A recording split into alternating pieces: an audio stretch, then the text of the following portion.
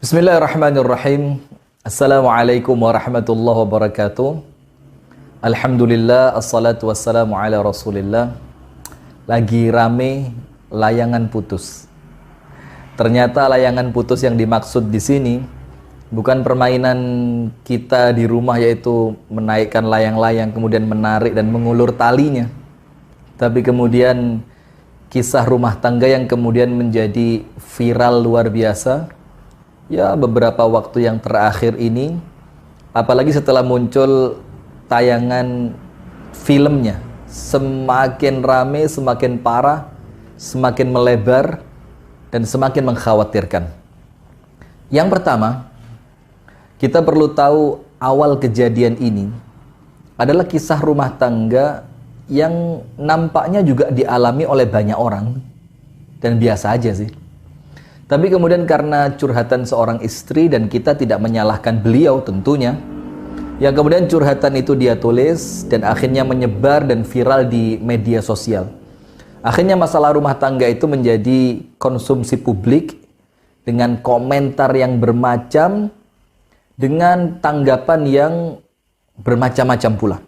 Nah, oleh sebab itu yang pertama, akan lebih baik kalau masalah-masalah rumah tangga kita itu kita curhatkan kepada Allah Subhanahu wa ta'ala, kita curhatkan kepada orang-orang yang betul mengerti ilmu, dan dia bertakwa kepada Allah sehingga masalah rumah tangga Anda tidak tersebar dan menjadi konsumsi publik.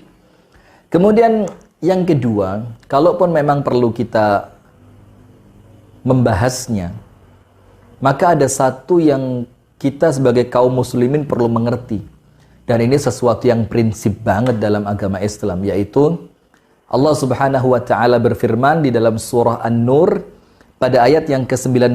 Allah ta'ala berfirman, A'udzu billahi minasyaitonir rajim, Innal ladzina yuhibbuna an tashi'al fahishatu fil ladzina amanu lahum 'adzabun alimun fid dunya wal akhirah. Sesungguhnya orang-orang yang senang dengan tersebarnya berita buruk di kalangan orang-orang yang beriman, Allah mengancam mereka dengan azab yang pedih di dunia dan azab yang pedih kelak di akhirat. Dua azab yang Allah siapkan untuk orang-orang yang senang dengan tersebarnya berita perselingkuhan, dengan tersebarnya berita rusaknya rumah tangga, dengan tersebarnya berita tentang keburukan suami, keburukan istri, dan kemudian di-share, disebar, dijadikan konsumsi publik, apalagi untuk mendapatkan kepentingan-kepentingan duniawi. Ingat, pada surah An-Nur 19, Allah mengancam orang-orang yang semacam itu dengan ancaman azab yang sangat besar di dunia sampai kelak di akhirat. Kemudian yang ketiga, apabila pun itu dikatakan poligami begitu ya, oh itu bukan perselingkuhan, itu poligami, dan poligami merupakan syariat dalam agama Islam, ta'addud az-zaujat begitu ya. Maka kita lihat poligami ini apakah sesuai dengan poligaminya Rasulullah Muhammad SAW. Contoh yang tidak boleh kita beribadah meninggalkan contohnya, termasuk dalam ibadah menikah lebih dari satu. Sementara poligami yang tidak kita inginkan adalah poligami yang diawali dengan perselingkuhan, poligami yang diawali dengan hubungan yang tidak sesuai dengan tuntunan syariat, berkumpul dalam keadaan dia belum ada status suami istri, kemudian udah terlanjur ketahuan baru kemudian menikah, kemudian udah terlanjur dalam atau bahkan sebagian terlanjur hamil baru kemudian menikah. Ini bukan kemudian poligami yang kemudian dituntunkan oleh syariat Islam, sehingga ketika Anda menyerangnya, Anda salah alamat. Karena poligami yang sedang Anda serang dalam masalah ini bukan poligami ala Rasulullah SAW, tapi poligami yang dilakukan dengan kesalahan. Maka yang diserang adalah kesalahannya, bukan poligaminya. Yang diserang adalah kesalahannya, bukan orangnya. Nah, ini poin yang ketiga yang kita perlu fahami dengan baik, kita perlu bahas dengan sempurna.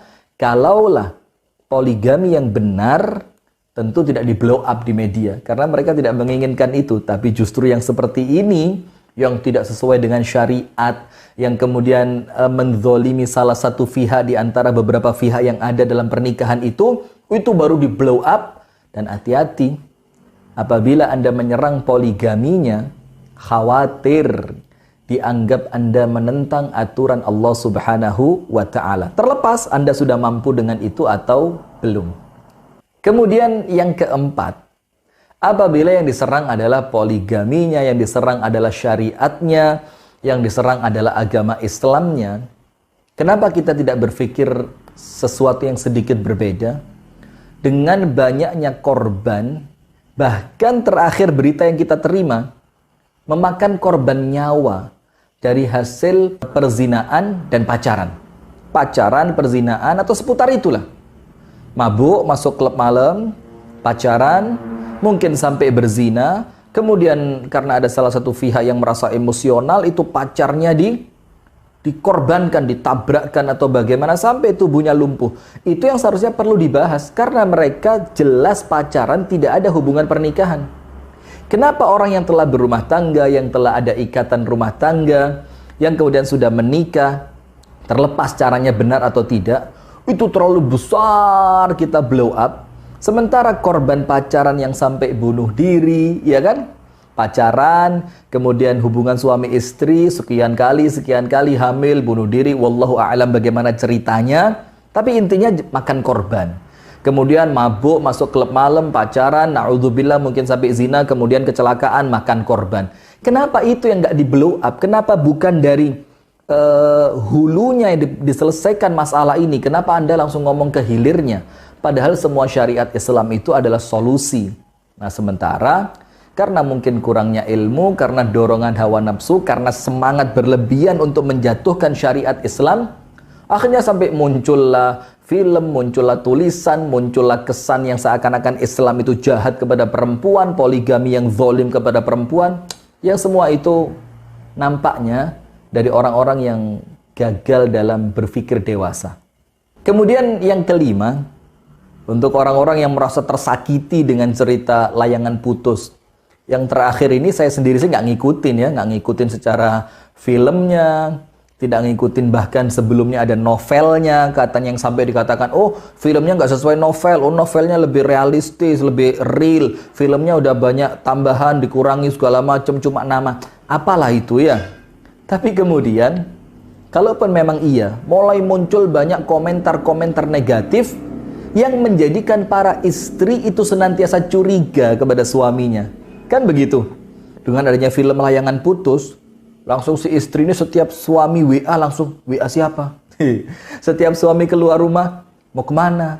Setiap suami telat, dari mana? Yang ini memasukkan pemikiran-pemikiran yang buruk, mindset yang buruk kepada para wanita. Terus Anda, wahai para wanita, Anda kok mau dirusak dengan tayangan seperti itu? Anda kok suka pikiran Anda bahagia kepada suami, percaya kepada suami, husnudzan kepada suami? Anda kok senang dirusak dengan pemahaman yang tidak benar? Kenapa Anda tidak berpikir dewasa saja? Ya udahlah, itu kan rumah tangganya orang, semoga Allah perbaiki, semoga Allah tutupi untuk keluargaku dan Allah perbaiki keluargaku. Itu jauh lebih baik daripada kemudian Anda membangun sugesti tentang film ini atau novel ini. Suami ini buaya darat nih. Suami ini laki-laki yang perlu dicurigain. Dia punya teman kantor, dia keluar rumah, dia pulang jam sekian, dia nginep di sini. Kenapa kok Anda suka diributin dengan acara-acara semacam itu? Anda udah dewasa, Anda bisa berpikir positif, Anda bisa berpikir dewasa, mana yang manfaat untuk rumah tangga Anda dan mana yang tidak manfaat. Terakhir yang keenam, kami telah kumpulkan poin-poin ini ya. Dan ini mudah-mudahan apa yang saya rasakan, feel-nya itu betul-betul tersampaikan kepada ya teman-teman yang menyaksikan saya berdakwah TV dan mungkin yang ikut men-share-nya ya. Yang keenam, kalaupun memang ini terjadi seperti yang tertulis atau seperti yang muncul di televisi, maka tidak layak untuk menjadi bahan obrolan kita.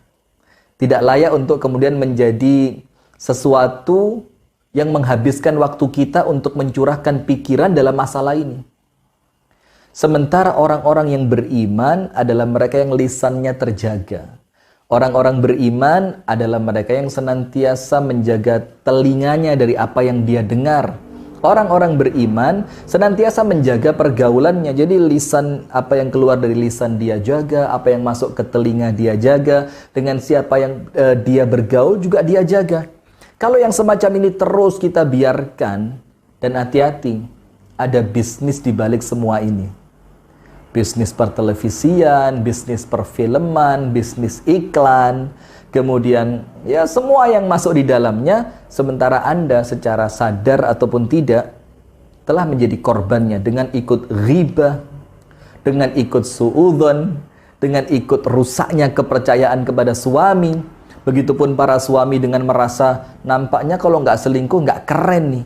Nah, maka itu yang betul-betul perlu untuk kita fahami. Dan terakhir, yang paling penting, siapapun yang ada dalam cerita ini, dalam industri film ini, semuanya kelak akan bertanggung jawab di hadapan Allah, karena apa yang Anda suguhkan kepada pemirsa Anda, apa yang Anda suguhkan kepada kaum muslimin, lebih banyak dan sangat banyak mudaratnya dibandingkan apa yang Anda berikan berupa manfaat.